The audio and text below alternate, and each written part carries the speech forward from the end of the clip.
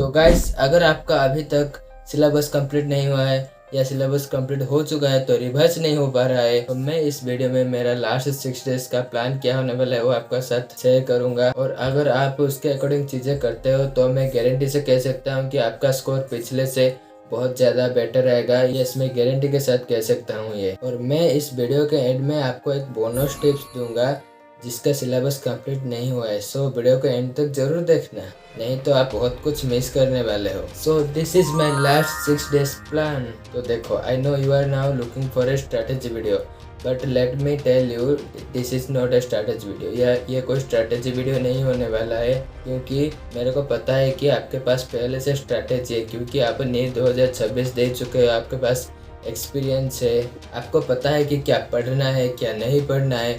और even I am sure कि आपको ये भी पता होगा कि आपका बायोलॉजी में स्कोर कितना आया था, फिजिक्स में एंड ऑल्सो केमिस्ट्री में स्कोर कितना आया था, क्या वीक पॉइंट से, क्या स्ट्रॉन्ग पॉइंट से, क्या स्ट्रॉन्ग चैप्टर से।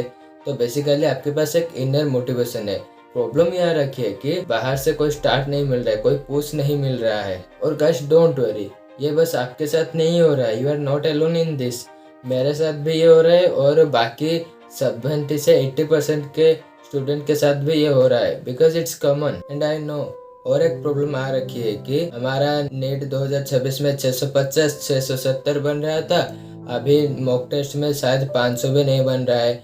और जिसका 500 520 बन रहा था, अभी मॉक टेस्ट में 400 या हार्डली 350 ही आ रहा है। भाई, मेरे साथ खुद हुआ है, मैं रिलेट कर सकता हूँ। और देखो, इसमें हमारा भी कोई गलती नहीं है, क्योंकि रीनीट 2026 की वजह से सीन ही ऐसे हुआ है। एक तो जहाँ पर हम पढ़ते थे वो प्लेस अभी चेंज हो चुका है, और जो स्टूडेंट्स ने रूम में पढ़ते थे उन लोग का घर पे शिफ्ट हो गया है, और रिसोर्सेज कंप्लीट नहीं है, या एग्जाम में मॉक टेस्ट भी हमारे पास उतना नहीं है। आधे बुक्स रूम पर है, आधे बुक्स घर पे है। इसी वजह से हमारा पढ़ाई नहीं हो पा रहा है। और ऊपर से न्यूज़ ये आ रहा है कि नीट का पेपर लीक होगा या पोस्टपोन होगा। तो अभी मैं देखा हूँ, अभी रिसेंटली रीनीट का पेपर पोस्टपोन होने की बहुत चांस बन रहा है, क्योंकि जो टेलीग्राम चैनल में जो ग्रुप्स थे, मतलब वो तो स्पैम है। लेकिन एक बड़ी बात यह है कि मैं जहाँ तक जानता हूँ, जब एनटीए ने हमको बताया इस बार हमारा 4 रफ सीट आएगा, उससे पहले उन लोगों ने कैसे जाना कि ये 4 सीट पहले से आएगा। तो ये सब टीचर्स के मन में डाउट क्रिएट हो रहा है। तो आपको इससे टेंशन नहीं लेने की, अभी कुछ कंफर्म नहीं हुआ है, एनटीए की वेबसाइट से कोई नोटिफिकेशन नहीं आया है। सो मैं तो ये चाहता हूँ कि अगर अभी ये सब हो चुका है तो रीनीट पोस्टपोन होना चाहिए। मेरा अभी ये राय है, मैं पिछले वीडियो में बताया था कि रीनीट पोस्टपोन नहीं होना चाहिए बेसिकली। सो मैं अभी ये बता रहा हूँ कि रीनीट पोस्टपोन होना चाहिए, क्योंकि ये सब हो चुका है। और आपका क्या थॉट है मेरे को कमेंट में बताना। क्या सच में रीनीट पोस्टपोन होने वाला है क्या? मेरे को प्लीज कमेंट में बताना। और इस बार पेपर लीक कैसे होता पता है? मेनली 2 स्टेट्स के स्टूडेंट्स को अच्छे से पता होगा, एक तो है राजस्थान, एक है महाराष्ट्र। पेपर लीक बेसिकली जो एनटीए के पेपर सेंटर्स थे उनके थ्रू ही पेपर लीक हुआ था, जिनको कि क्वारंटाइन भेज दिया गया है एक्स्ट्रा सिक्योरिटी के लिए। इसीलिए मेंटल प्रेशर भी ज्यादा, और बीच बीच में यूट्यूब पे स्ट्रैटेजी वीडियो। देखो, मेरे को ये बात बताना ये किसके साथ हो रहा है कि भाई हम तो कुछ अप्लाई करने से पहले 10-12 स्ट्रैटेजी वीडियो ही देख लेते हैं। देखो, स्ट्रैटेजी वीडियो देखना जरूरी है, और मैं ये नहीं बोल रहा हूँ कि स्ट्रैटेजी वीडियो देखना नहीं, बट हमको स्ट्रैटेजी वीडियो एक स्मार्ट तरीके से देखना चाहिए। और जो भी स्ट्रैटेजी वीडियो हम देख रहे हैं उसको देख के इम्प्लीमेंटेशन करना चाहिए, क्योंकि अभी इसी वक्त हमको एग्जीक्यूशन की जरूरत है, ना कि इंफॉर्मेशन की। इसीलिए सबसे पहले मैं आपको यही बताऊंगा कि अभी मेंटरशिप गाइडेंस के पीछे मत भागना है, क्योंकि भाई आपके पास पहले से एक्सपीरियंस है, आपको क्या करना चाहिए क्या नहीं करना चाहिए ये आपको पता है। और दूसरी चीज ये है कि आपको अभी स्ट्रैटेजी वीडियो के पीछे मत भागना है। सो अब मैं आपको मेरा लास्ट 6 डेज का प्लान बताने वाला हूँ, जो कि मैं अभी 2 दिन पहले ही ट्राई कर चुका हूँ, और मेरे को लगता है कि द बेस्ट स्ट्रैटेजी यही है, क्योंकि इसमें 2 टाइप के स्टूडेंट्स का कवर हो जाएगा। एक जिनका सिलेबस कंप्लीट हो चुका है, जिनका रिवीजन कंप्लीट नहीं हुआ है अभी, और आप अभी उससे फॉलो करते हो तो मैं लिटरली गारंटी से बता रहा हूँ कि मेरे साथ आपका भी स्कोर पिछले से बेहतर जरूर होगा। देखो, अभी लास्ट 6 डेज बाकी है, और मैं ये मान के चल रहा हूँ कि आप ये वीडियो लास्ट 3 या 4 दिन के बीच में देख रहे होगे। तो मैं पहले ये बताऊंगा कि पहले आप रिलैक्स हो जाओ। रुको मेरे को गाली देने से पहले ये सुन लो, तो पहले रिलैक्स होना है, क्योंकि जब आप रिलैक्स होगे तब आपका काम अच्छे से कंप्लीट होगा। अगर आप रिलैक्स नहीं करोगे तो चीजें ढंग से नहीं हो पाएगी। और रिलैक्स होने का एक रीजन ये भी है जो कि सच है, 70 से 80% पॉपुलेशन ने अपने पढ़ाई को कम कर दिया है। किसी भी वजह से हो सकता है, मेंटल प्रेशर की वजह से, स्ट्रेस की वजह से। तो मैं ये मान के चल रहा हूँ कि उन लोगों ने ये वीडियो नहीं देख रहे हैं। और जिन बच्चों ने पढ़ाई कम कर दी थी उनका मोरल पहले से ही डाउन है। तो अगर उन लोगों ने ये वीडियो नहीं देखते तो उनका मोरल डाउन ही रहेगा और उनका मार्क्स ज़्यादा इम्प्रूव नहीं हो पाएगा। देखो, मैं ये नहीं बोल रहा हूँ कि उनका रैंक एकदम से 0 आ जाएगा या मार्क्स नहीं आएगा। उनका आएगा, बेटर आएगा, क्योंकि उन्होंने 1-2 साल से पढ़ाई की है। ऑब्वियसली उनका रैंक अच्छी आएगी। बट ये भी तो सोचो ना, हमारे कंपटीशन लेवल कितना कम हो जाएगा। मतलब ज्यादा नहीं, थोड़ा तो कम होगा। बट अगर आप अभी इस वीडियो को देख रहे हो और लास्ट 5 दिन में अपने आप को ज्यादा पुश करते हो तो मैं डेफिनेटली बता सकता हूँ कि आपका स्कोर पहले से बेटर ही आएगा और अपने आप को आप एक वर्स्ट सिचुएशन से एक बेटर सिचुएशन की तरह ट्रांसफॉर्म कर सकते हो। और जब बाकी स्टूडेंट्स का मार्क्स कम होंगे और आपका थोड़ा बढ़ेंगे तो ऑब्वियसली आपका रैंक भी इम्प्रूव होगा।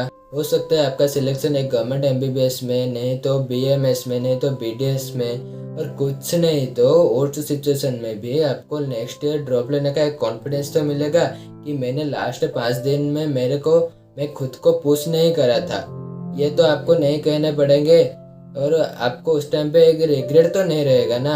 आपने आपको एक प्राउड से बोल सकते हो कि मैंने बेस्ट दिया था लास्ट 5 दिन में भी, और ये रिग्रेट तो नहीं होगा ना कि मैं लास्ट दिनों में भी पढ़ नहीं पाया। ओके, अभी मेरा क्या अप्रोच रहने वाला है मैं आपको ये बताता हूँ, और आपको लास्ट 5 दिन में क्या करना चाहिए क्या नहीं करना चाहिए मैं ये बता देता हूँ। पहले मेरा बायोलॉजी का प्लान देखो। बायोलॉजी में हमारे पास सिर्फ 2 NCERT है, एक क्लास 11th का, एक क्लास 12th का। देखो, ये तो फिक्स है ना कि NCERT से बाहर से कोई क्वेश्चन नहीं आएगा। तो बेसिकली हमारे पास 2 बुक्स ही रिवाइज करने का है। और मैं मेरा नीट 2026 में स्कोर बता देता हूँ। मेरा बायोलॉजी में 230 बन रहा था, मैं ऑनेस्टली बताता हूँ, जो कि लगभग सारे स्टूडेंट्स में इतना ही बन रहा होगा, ±5 या 10। किसी का 240, किसी का 250, यही बन रहा होगा।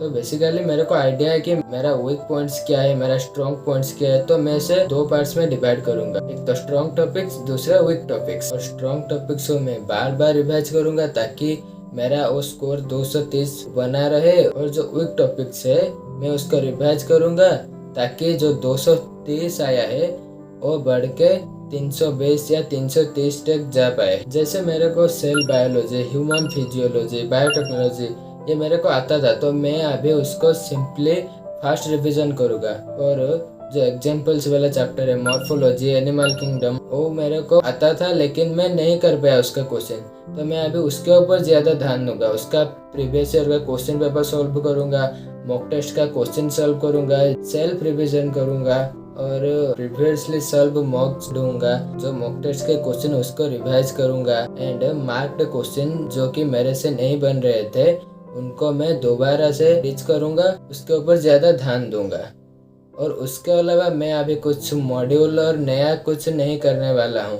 और आपको भी ये सजेशन रहे कि अभी कुछ नया एलिमेंट ट्राई ही मत करो। तो मैं अभी आपको एक टिप्स देता हूँ जो कि है, आपको सेल्फ रिविजन पे ही फोकस करना है, क्योंकि उससे बेहतर नोट्स, उससे बेहतर समझने वाला और कोई नोट्स नहीं है।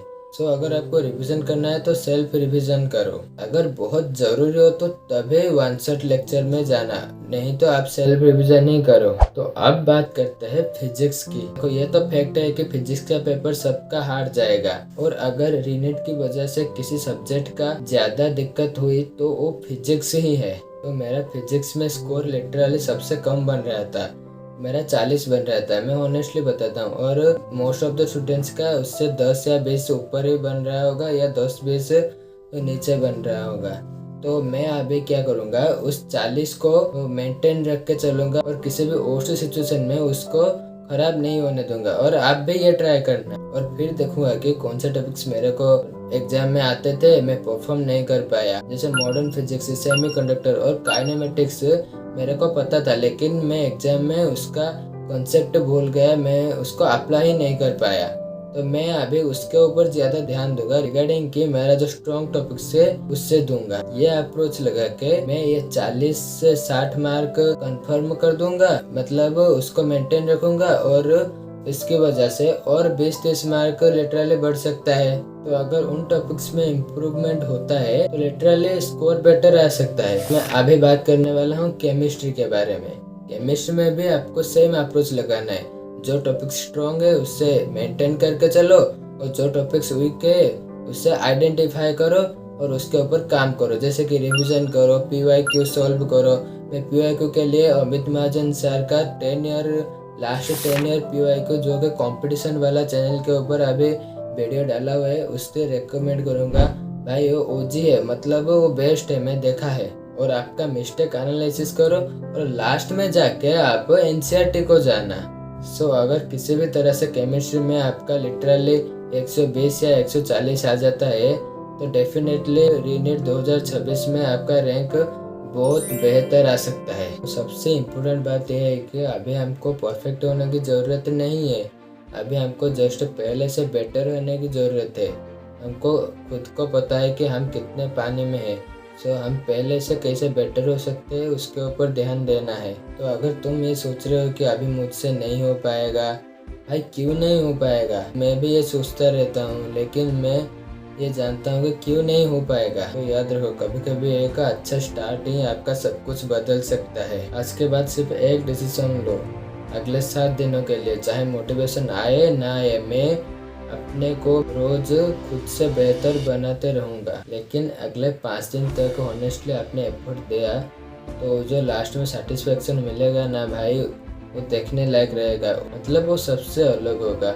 वो जो इनर सेटिस्फेक्शन और जो पेरेंट के मुंह में खुशी, उससे बेहतर क्या ही हो सकता है यार। लेट्स डू यार।